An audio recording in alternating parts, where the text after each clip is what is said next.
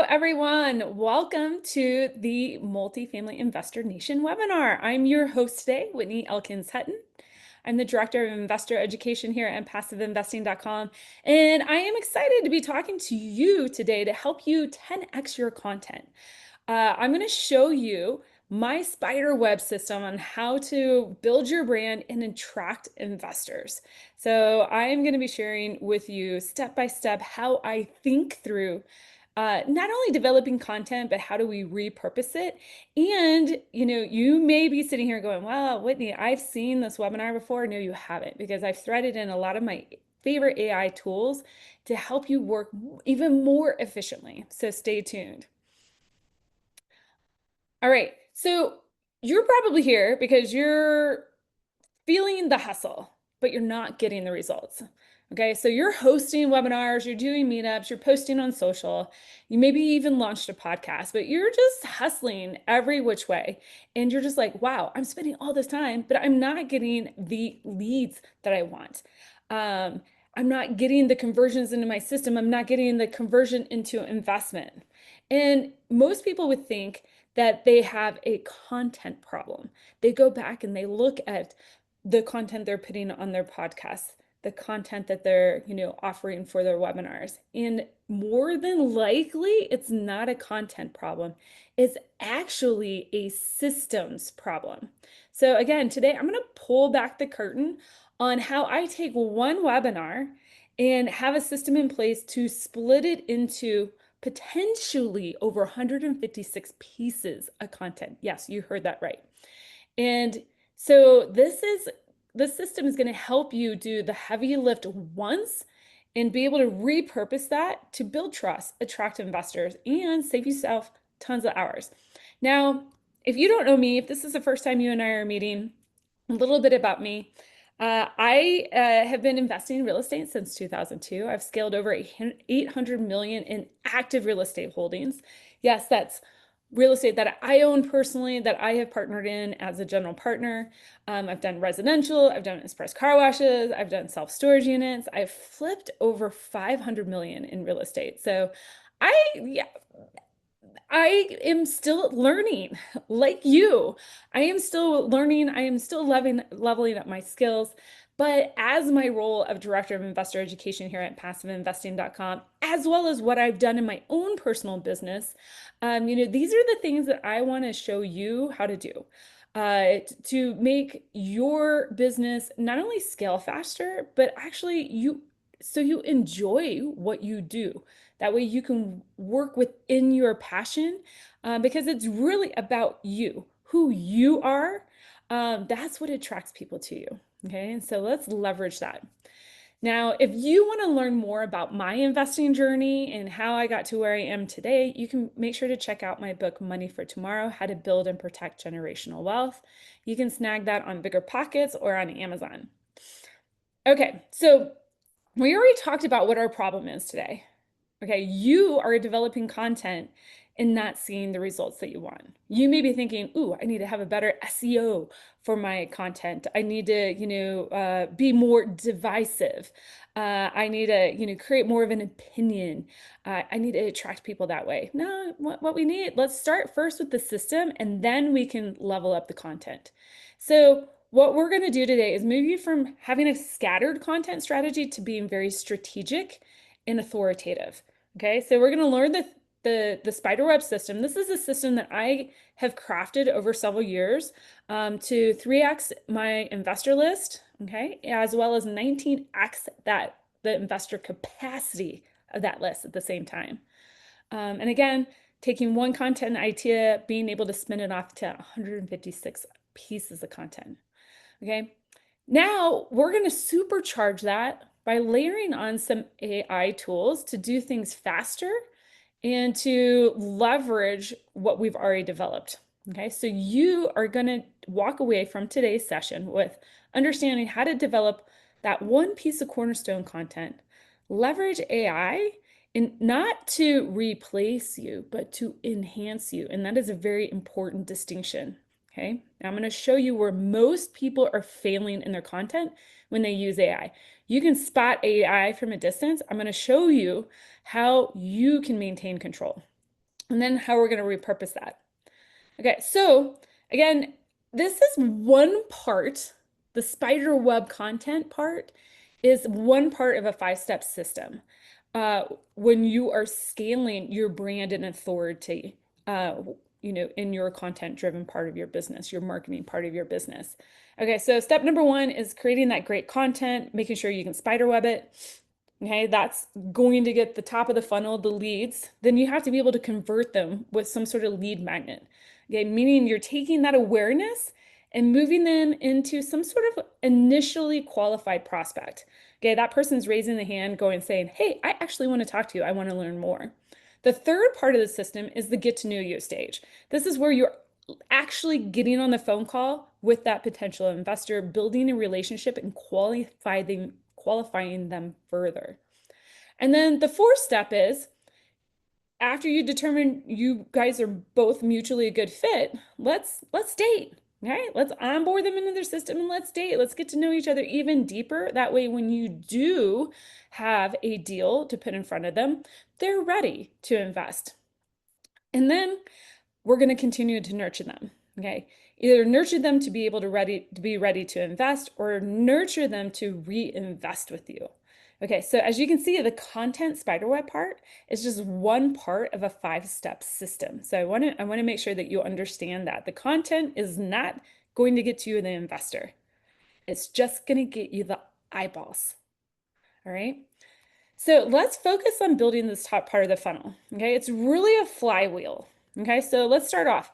The first part of the flywheel is we need to create some ideas, source some ideas.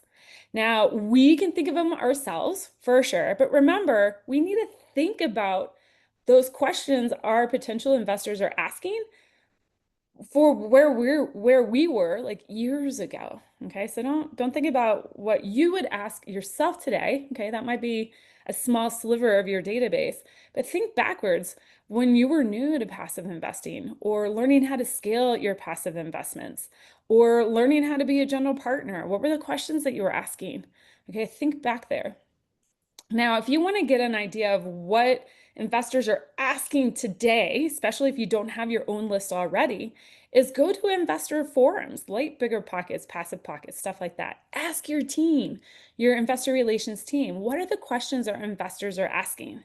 Now, it doesn't have to be a repeated question over and over, because I guarantee you, if one investor is asking the question, there are 10 that are not. Okay, so source those questions, keep track. Your investor relations team should be logging every single question they get, because that is data. And we can use that data along with technology to mine those topics that are going to be most relevant to our audience, right? My audience is going to be asking much different questions than your audience. Okay, and then if you're on the phone with investors, make sure that you're writing those questions down too. All right, because that is data, that is gold. All right, so we're going to actually source the idea, then we're going to go over to put together that list. Okay, we need to make sure that we have something to always invite people to offer. Okay, so AHSTIPTO is an acronym from Michael Port's book, Book Yourself Solid. That means you should always have a mechanism for investors to meet with you on, at minimum, a weekly basis, or potentially monthly, if that's all your schedule allows. Okay, but choose some sort of methodology. Maybe it's a webinar that you do, or a podcast that you do, or a meetup you do. Okay, it doesn't have to be a live offering. I do like live offerings initially. That way, you can have open dialogues with your investor, even if it's on a webinar. Okay. Okay, but it can't be a podcast. What you want to be able to do is when you're having a conversation with somebody, you want to be like, hey, you want to get to know me more? Join me at my weekly webinar. Join me on my podcast. Join me at my meetup, and let's build that relationship. You want to always have that something to invite people to offer. Okay. Newsletter, not exactly the most converting tool at this stage. Newsletter's great for the fifth step, which is nurturing. Right now, we are looking at how can we get face to face with that potential investor as often as we can. Okay, so ideal sourcing, content flywheel, or the webinar weekly content, whatever your offer is going to be. Now you got to promote that to your list. You actually have to always invite your list.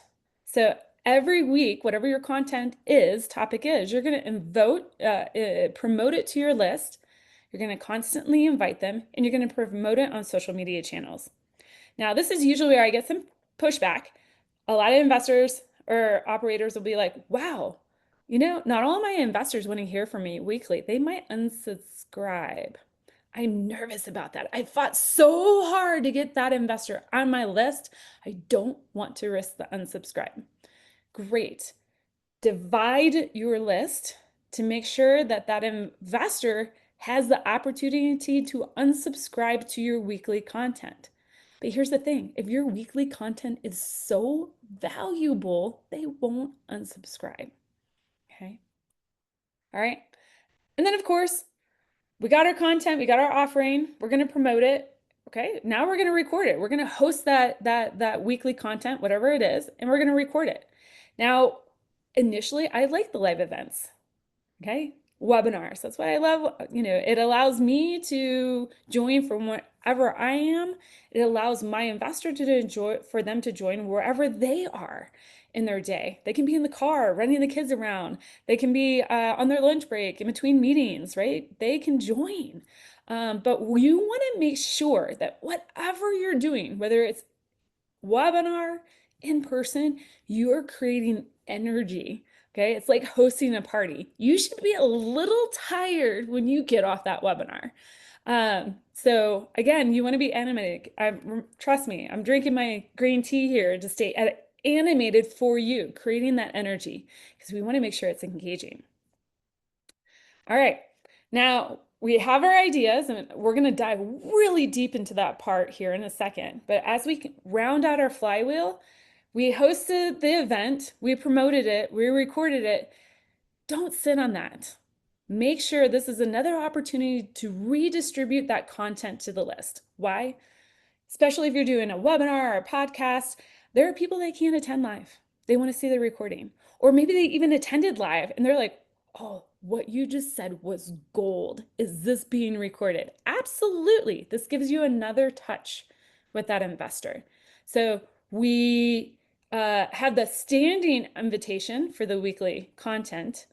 You've created one touch with the promotion, you created a second touch with the recording, you created a third touch with the distribution, all within potentially 1 week. That's powerful.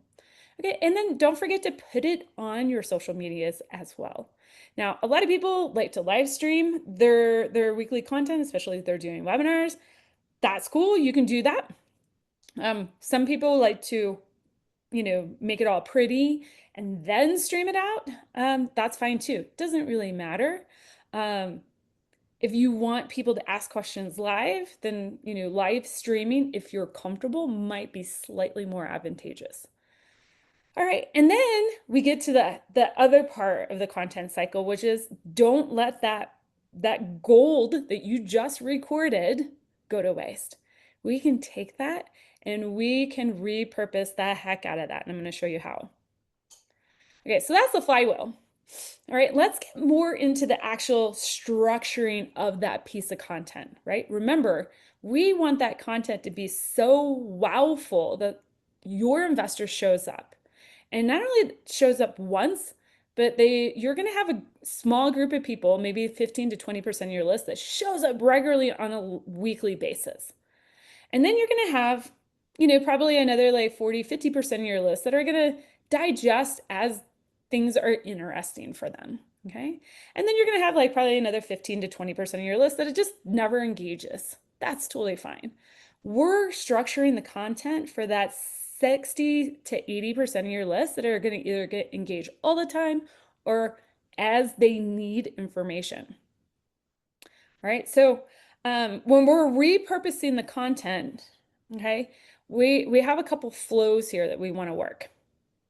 And actually, let's pause there. Let's cover the structure first. So when we're structuring the piece of content, there's several different ways that we can do this. Now, two ways that I have personally found very effective for me are staying focused on meeting people where they're at and delivering to them some sort of result or showing them how to get the result because people are curious. Now, this is where you're going to pick the structure that works best for you. Maybe you are more of a news guru and you like breaking down the news. That's your jam. You're going to lean into that type of content. Maybe you're, an old stand-up comedian and people love you for your edutainment. Okay, you can educate and entertain. That's where you're going to lean in. For me, I was a previous corporate trainer, both in, the corporate world, but also in public health. That's where I lean in. Okay, this is where you're going to make your content structuring very specific to you and your strengths. If you don't do this, okay, if you don't tailor your content structuring to you and your strengths, people are going to realize that you're trying to take a square peg and fit it into a round hole. It's just not going to work. Okay, so figure out what that is. For me, I like the what, why, how approach, or helping somebody identify what the problem is. Maybe they can't even name the problem, showing them the solution, giving them a high level process, and then showing them what the transformation is or the result they can achieve. All right. Now, the second layer, when you're thinking about structuring your content, okay, we got the format down, whatever that might be for you. Then we're gonna, what's your delivery format? Okay. You can do solo shows. I do quite a bit of solo shows as a corporate trainer, past corporate trainer. Maybe you love hosting guests. Maybe that's your value proposition to your investor base. Okay, bring on guests. Maybe you like moderating conversations or moderating panels. That's another type of format. And here's the thing, you can mix it all together. Just keep track of your numbers and figure out what converts best with your investors. That way you can lean in harder to that format on what they want. All right. When it comes to the structure, okay, there's the CTA. Always make sure that you do a call to action at the end of a webinar. Okay. Now, here's the thing. When I listen to other operators' content, I usually get what we call a CTA whiplash. I don't know what to do next. I got told, go here to download this ebook, check out this checklist, follow me on social media, and here's my email. Guess what I'm going to do as an investor? Nothing. Okay, so make sure you have one landing place, one CTA for your investor at the end of every episode. Now, here's the thing, you can mix it up, right? Maybe at the end of the episode, you want them to reach out to schedule a call. Cool. Maybe the next episode, you want them to download a tool. Awesome. Okay, maybe you don't really have any special offering for the investor at all in that particular episode. You just want to actually drive more likes on your social media. Okay, drive them there. You can mix up your CTA. Okay, another piece about the structuring is make sure you have good equipment. Okay, a good camera, a good microphone. Here's the thing, you could probably get all this equipment for under 50 bucks. Now, for me, I've chosen to invest in a high-end computer with a high-end camera, a high-end microphone. Okay, that works for me and my lifestyle. Other people have standalone pieces of equipment. But the reason why we want to make sure we got that camera, a really good camera at, ideally 1080p or higher, that, of, 4K, is because if we're posting video on places like YouTube, the higher visual resolution videos are going to post better. Okay, so make sure you take some time and invest in that good equipment. It could be just as simple as you recording it on your cell phone. All right, so that's about the structure, the repurposing piece. Okay, we've gone through like what we're going to do to, get it out to our list. Okay, host the content. We're going to redistribute it. Now, what's that repurposing flow? Well, if you do a webinar, you can record it in like a long form YouTube show. And then you could take that show, as long as your content is structured appropriately, It should be very easy for you to leverage technology or even your team to cut that up into 3 or 5 reels or shorts. Okay. You can also take that long form piece of content and you can convert it into a blog. Okay. You could chop it up into a, newsletter. Okay. The different sections into a newsletter. You could even take it and pull some quotes out of there. Okay. And make carousel posts for social media. All right. If you had a question and answer section to your webinar or, to your podcast or whatever your content was, you now can convert that into some sort of lead magnet or FAQ sheet. Right. For me, I never ever delegate my development and my cornerstone piece of content. I will delegate the repurposing and flow of the content afterwards. But that initial piece of content that is being developed, the webinar, I own that. It is 110% all me. I don't plug things into AI and say, hey, tell me, generate an outline. No, no, no, no. I will show you how I leverage AI in order to help me produce faster, but I'm always 110% control of that initial cornerstone piece of content. Okay, so how do we leverage AI without losing our voice? I don't know, you probably have been reading blog posts, maybe even watched some videos, and you're just like, wow, what happened here? That person used to have like some sort of like charisma to them, or like, maybe they were more of an edutainer and now their content's really dry. Okay. I think a lot of people are seeing AI as a way to do more work, but we still want to keep the quality extremely high. How do we keep it high?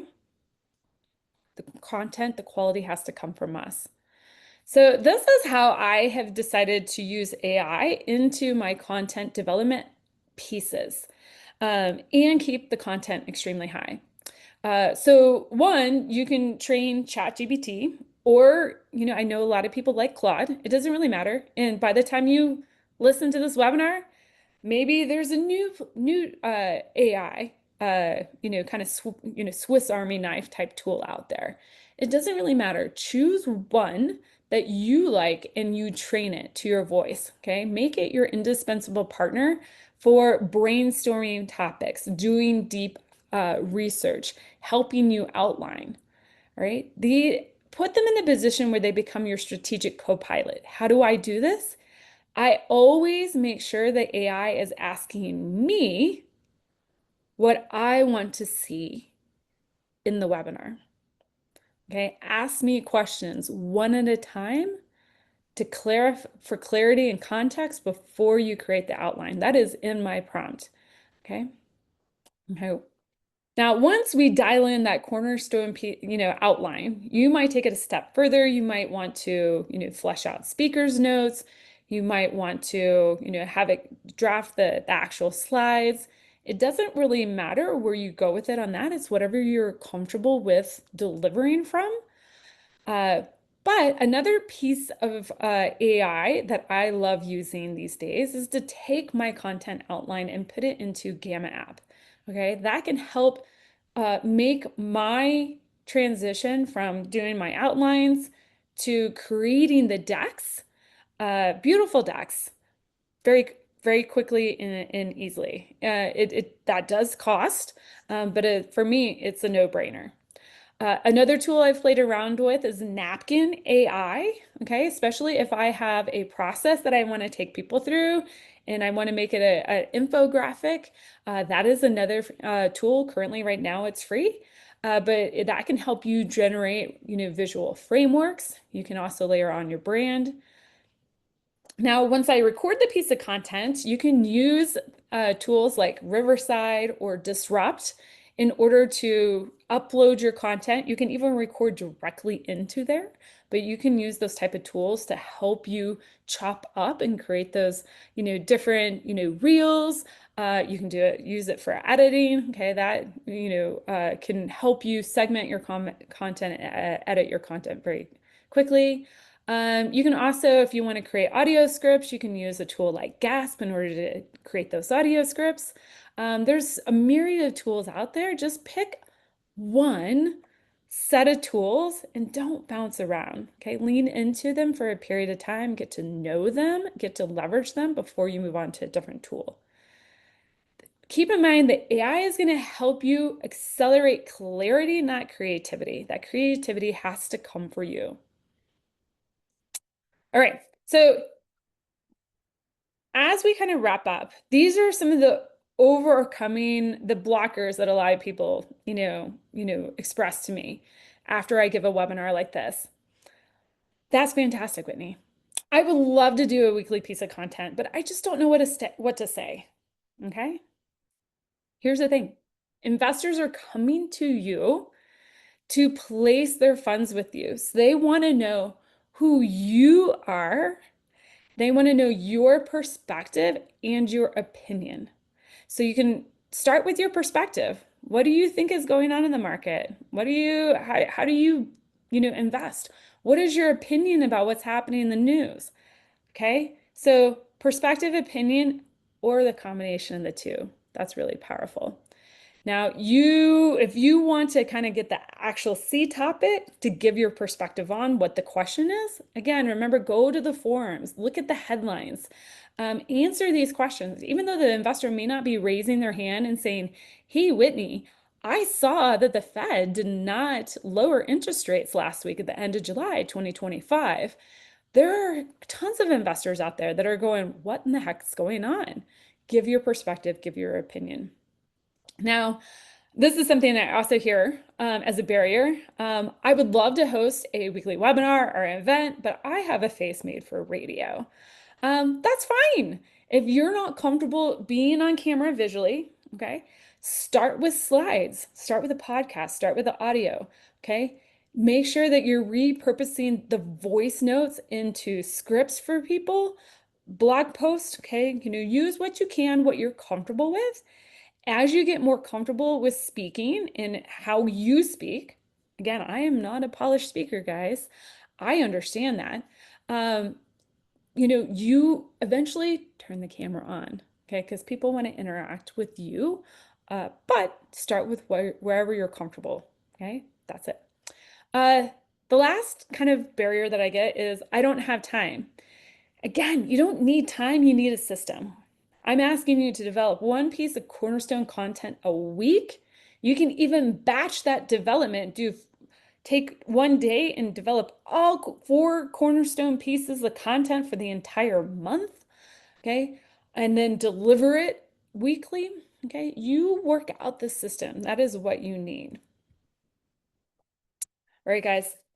I just want to thank you for taking the time to join me today.